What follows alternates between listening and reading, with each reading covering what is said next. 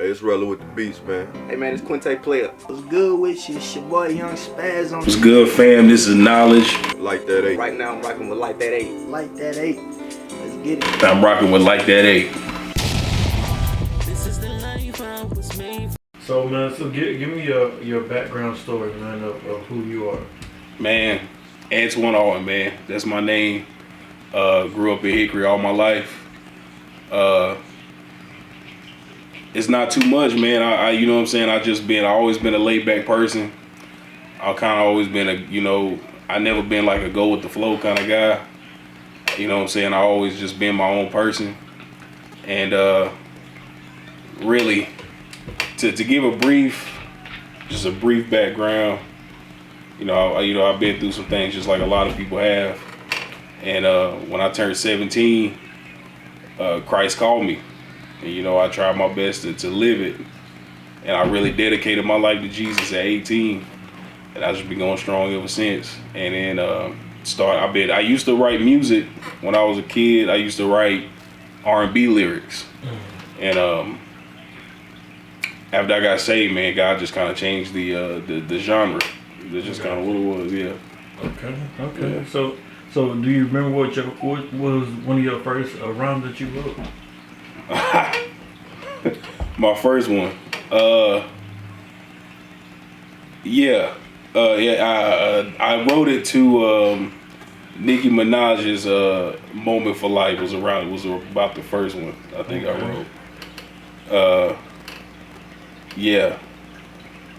Let's see if I can remember a couple bars.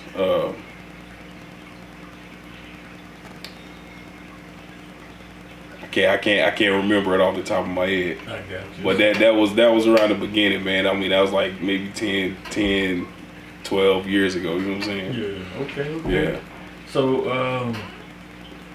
So you already spoke about people getting to know Christ, through your music and actually gaining more knowledge through that. So your belief is a Christian. Yes, sir. The walk of faith, right? Yes, sir. So go briefly into that as far as what do you hope to accomplish? You know what I'm saying, in life, bringing people to Christ. What is your main goal in that? Okay, man, a lot lately, man. It's like a lot of times people blame people for the reason why they don't want to be a believer or why they can't believe in Jesus. You know what I'm saying? It's like because of this person did that, this person did this, and like if they represent God, why is it that way? You know what I'm saying? Or how can they make these kinds of mistakes? And I just want to let people know that nobody's perfect. You're not gonna get it perfect, or you're not gonna get it right 100% of the time. I'm not gonna get it right 100% of the time, right? The thing is God's grace says it covers a multitude of sin, man. And it's like I want people to understand that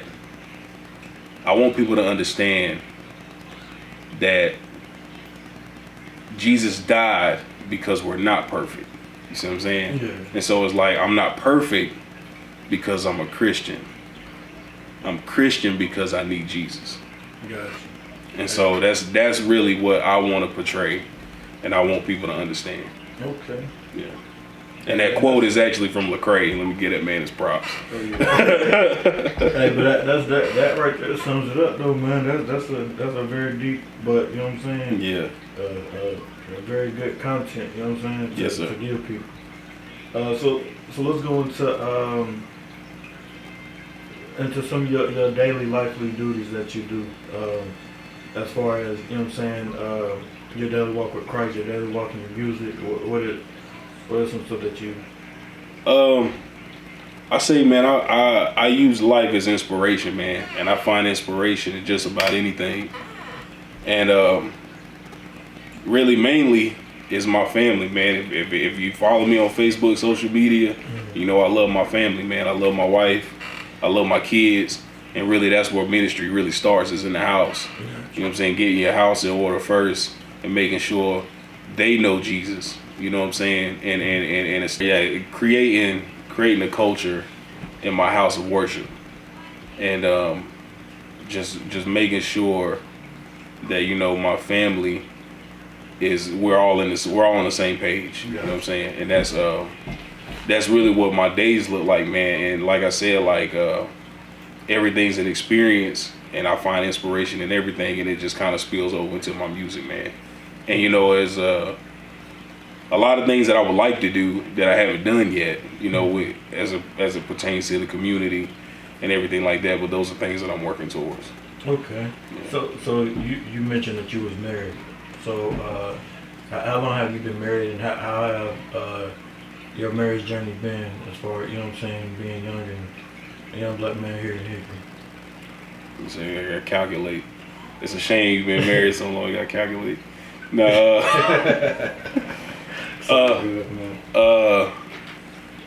I want to say I've been with my wife. We've been together for 10 years, and we've been married for 7.5. Okay. Yeah. Wow. That's dope. Yeah. Shout out to Jasmine Alton. That's dope, bro. That is dope. Yeah. Let's first start with your first project.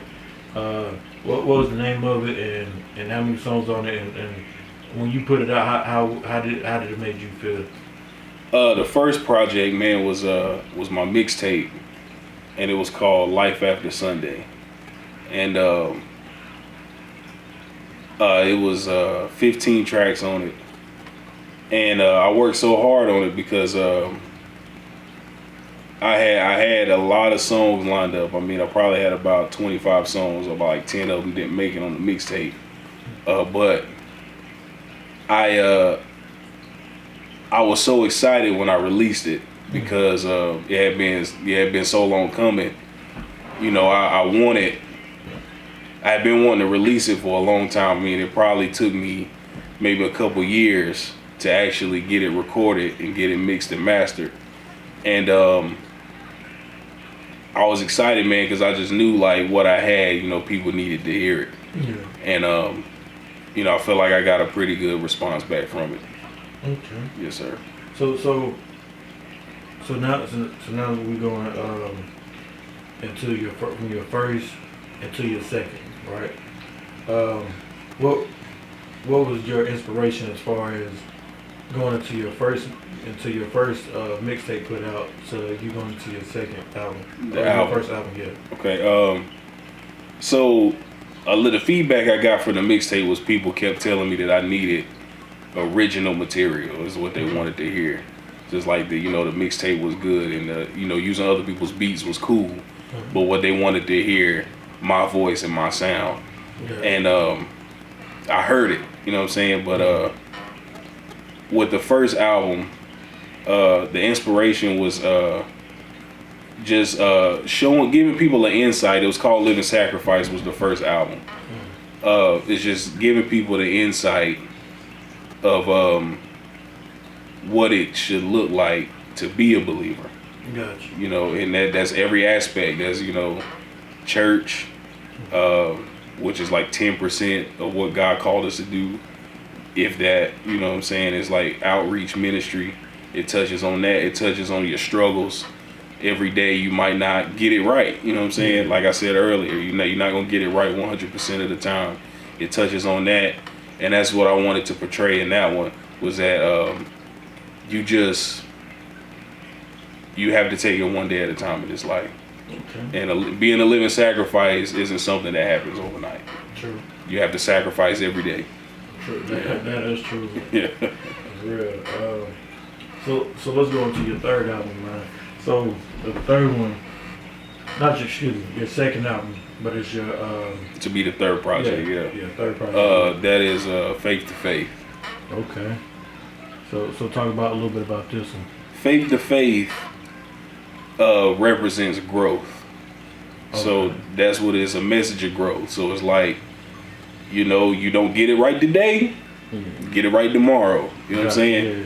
And that's just what it is. And it's like, and it represents my growth in Christ. Mm-hmm. It's like from, I'm not the same person I was 10 years ago. You know what I'm saying? When I first got saved. You know what I'm saying? And doesn't mean that I'm better. It means that I've just grown. You know what I'm saying? And I know things that I didn't know back then. I've learned things that I didn't learn back then. You know what I'm saying? And it's I've learned how to handle certain situations I didn't know how to handle back then. You know, and also especially as it pertains to growing in Christ, it's like, you know, I had to learn that perfection is something that, you know, you want to strive for, but you're not necessarily going to achieve. You know what I'm saying? I had to learn that. And so it's like sometimes when you... All right, so tell me, man, what has been your inspiration, like, not just only in your daily walk, but also in your music and you know what I'm saying, and you pushing yourself? 'Cause I know you also help produce other people's music also. What pushes you and what inspires you to do this? I've always had a passion for music. You know what I'm saying? That's always just been a part of me. I love music, man, and I just want to be involved in it any way possible. You know what I'm saying? And so I know for me, it was in me. You know, I don't fault anybody for paying, you know, for their craft. You know what I'm saying? But it was like, for me, I bought my equipment and stuff because I had so much in me that I just couldn't wait for nobody else. You know what I'm saying? Like, I just had to get it out. You know what I'm saying? And so I got the equipment, so now I can lend a hand to those who need it. Gotcha. So, you know, like, it's hard to get access to studio time, and you know, I'm not perfect when it comes to, you know, engineering, but, you know, I have a pretty good sound, and I feel like I can establish enough to where, you know, you can get it played and it sounds like, you know, enough quality. But it's like, I feel like I can help people out when they need it. So that's really the inspiration, man. I just love music. So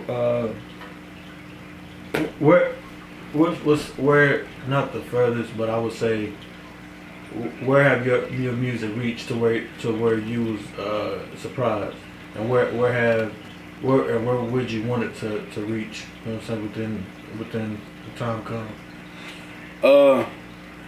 What's interesting, man, is thing about me is, you know, I'm not looking to become like the biggest name in the world. I just pray, and it's not a cliche, man. You know, I promise you, this is genuinely how I feel. Is I love when people tell me that my music has touched them. And, you know, and it's I won't say his name, but it's a guy that I grew up with. We were real close, almost practically like brothers. And we reconnected here recently.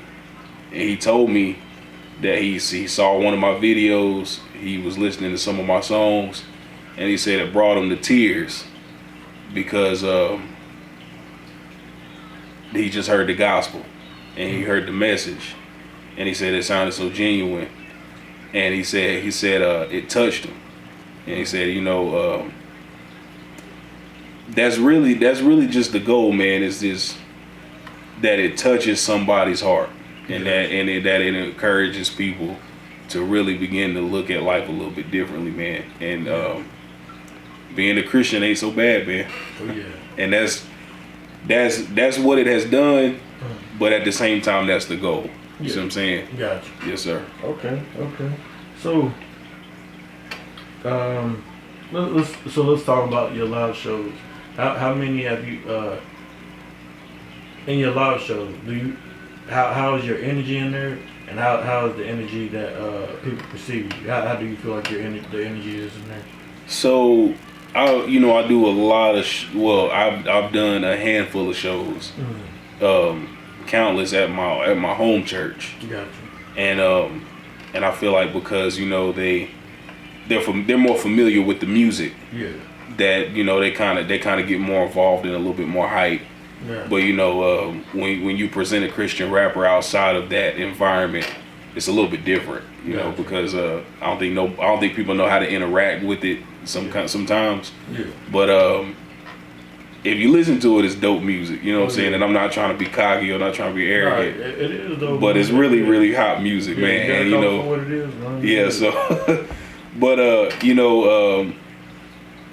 I love it, man. I just love to bring forth the message, and regardless of what the reaction is, as long as you get something out of it, that's all. That's really all I'm concerned about. Okay. Yes, sir. Okay, so let's go into which you really briefly explained it, but let's talk about your name, knowledge, and is it somewhere that you just it was just like hey, it just popped in your head one day, or was it like you know what I'm saying, somebody brought the name to you and it kind of stuck with you? So we used to have a group, man. It was called the Remnant. Mm-hmm. Shout out to the Remnant. And we all wanted to come up with names that represented or stayed in the kind of the vicinity of what the Remnant represented. Gotcha. And if you look up the definition, it means the something that remains of how can I explain it? Let me look up this definition, bro. Alright. We wanted in the group, we wanted names that kind of corresponded and was in line with what the remnant meant. And for us, it was the definition of the remnant is like a small quantity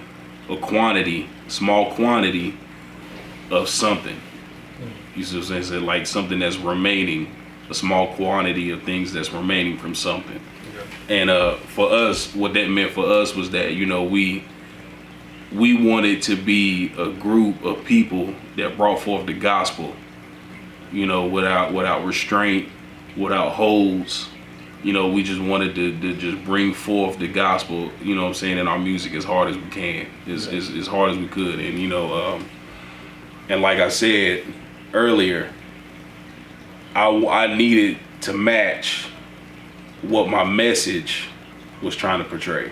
Okay. And bringing forth the knowledge of Christ, and making sure people knew things about the Bible that they didn't know. It's in my music. Okay. Yes, sir. So since we touched on that part, we got to touch on this too, because I feel like, and this is on, I know everybody have them, but let's talk about some of your pet peeves, man. 'Cause I know it's some things that what I'm saying, like regardless of us being Christian, we still have them where times where we what I'm saying, some irritate us or ignorance, you know what I'm saying. So talk about some of your what's your pet peeves, man. Because us as Christians, we're still human, so. Man, you know what I'm saying? Like I'm trying to. I think patience is probably something I had to work on. Like I lack patience. Okay. So like, and what I mean by that is like, if I've taken my time out of my time precious to me, right, to do something to help somebody out. Yeah. And or how can I say it? It's like if I've taken my time out to help you in a situation, give you some counseling or something, and then I see you and you go back and do the same thing, that irks me, man. It really does. But it's like, God gives me grace, so I gotta give people grace. But it's like, like I told you not to do that, man. Yeah. I told you that was gonna happen, Yeah. And that's kind of something that, I deal with that with my kids every day. If you're a parent, Oh yeah. Oh yeah, for real. Yeah. Yeah, man. So talk to us about so what's some of your future plans as far as within your music? Do you plan on doing any traveling? Do you plan on doing any concerts or doing any of the like neighborhood conjunctions to work with people in the youth and all that? I'm in talks with my pastor right now in the summer, where we're gonna try to put together some cookouts, some free food for certain communities. I want to start in my own community where I am now, and I want to put on some live shows, and not just me, invite other Christian rappers out, so they can get their music heard, and we can just encourage the community, And I want to do that here, and then I want to move like to the Ridgeview area, and and do something for that area, as well as just it's gonna be free, You ain't got to pay for nothing. and that's just all I want to do, man. Yeah, and I want my music itself, if pertaining to the music portion, I just want to reach as many people as I can with the message. I got you. Okay. So fill in the blanks for me on this stuff, man. So I'm just put out a phrase out there, and like I said, whatever the first word that pop in your head, you go for it, man. All right. So with this one, it's gonna start off with saying I love. All right. I love my family, man. Okay. Yeah. So the next one, I will work. Explain to me what this means. like am I like working for? No. So like I said, so whatever just pop, the first thing that popped in your head. So like me, if somebody said, somebody asked me that question, I will work on myself daily. Okay. But that's just, you know what I'm saying? I got you. Okay. Go ahead. So with the so fill in the blanks, I will work on my patience. Okay. All right. So I have a lot of love, man. Okay. Yeah, I try to love on people as much as I can. Okay. And so my goal. My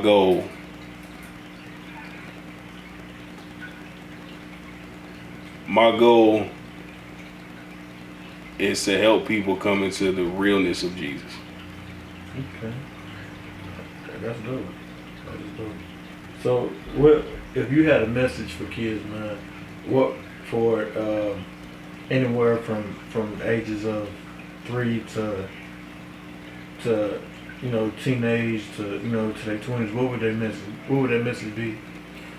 I would say there's a lot of messages going on around in the world, saying that you live in the information age, so it's hard to know what's real and what's not, right?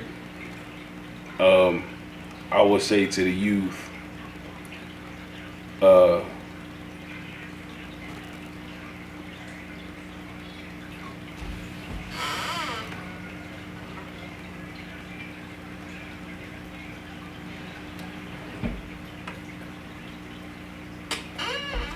ask it again, bro. I'm gonna say something else. Go in a different direction.